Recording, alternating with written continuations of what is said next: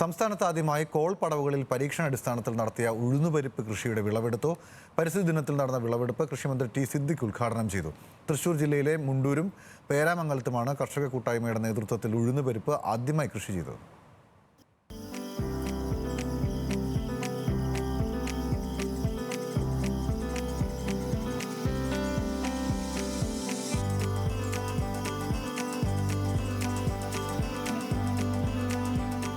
മുണ്ടൂർ താഴങ്കോൾപ്പടവിലും പേരാമംഗലം കറുകക്കോൾപ്പടവിലുമാണ് കർഷകരുടെ കൂട്ടായ്മ ചേർന്ന് കൃഷി ഇറക്കിയത്. 212 ഏക്കറിലാണ് പ്രദേശത്തെ 100-ലധികം കർഷകർ ചേർന്ന് പരീക്ഷണാടിസ്ഥാനത്തിൽ ഉഴുന്നുപാകിയത്. ദിവസങ്ങളോളം അവർ നടത്തിയ അധ്വാനം പാഴായില്ല.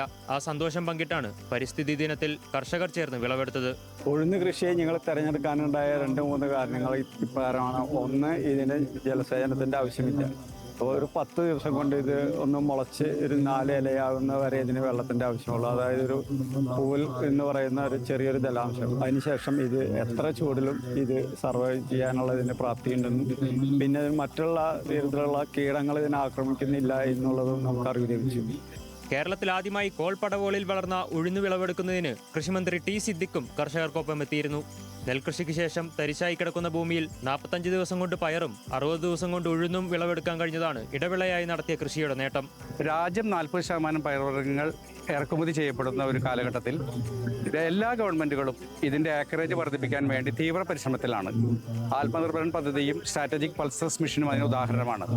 കേരളത്തിൽ കർഷകരുടെ വരുമാനത്തിൽ ഗണ്യമായ വർധനവും കേരളത്തിലെ പോഷകാഹാരക്കുറവുകൾ നികത്താൻ വേണ്ടിയുള്ള പലവിധ പദ്ധതികളുടെ ഭാഗമായിട്ടാണ് ഇതിൻ്റെ കാലാവധി ശരിക്ക് മാർച്ച് 30 നമ്മൾ വിതച്ചത്. 65 ദിവസമാണ് ഇതിൻ്റെ കാലാവധി.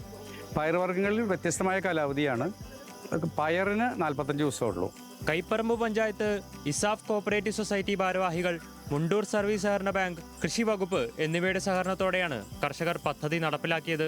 ദേശീയ സഹകരണ ഉപഭോക്താ ഫെഡറേഷൻ വിത്തിന് 50% സബ്സിഡി നൽകിയതും വലിയ സഹായമായി മാറിയെന്ന് കർഷകർ പറയുന്നു. ന്യൂസ് മലയാളം, തൃശൂർ.